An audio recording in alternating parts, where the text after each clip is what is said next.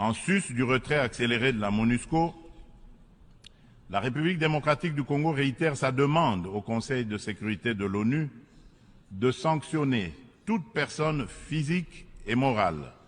reconnue comme auteur, co-auteur et complice, matériel et intellectuel des crimes de guerre et contre l'humanité,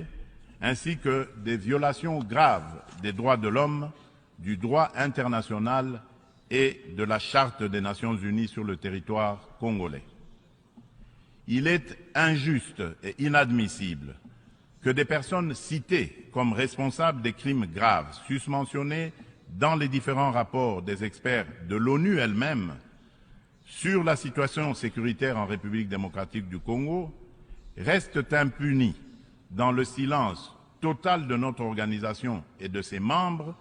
qui placent pourtant la lutte contre l'impunité parmi leurs priorités en matière de gouvernance interne et externe. À ce sujet,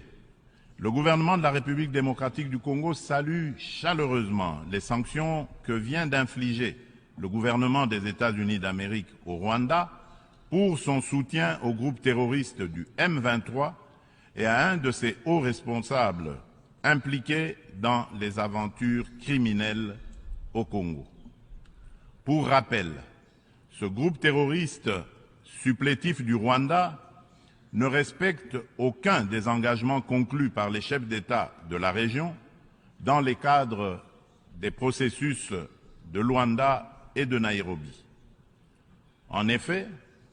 non seulement ils n'ont pas quitté les positions conquises,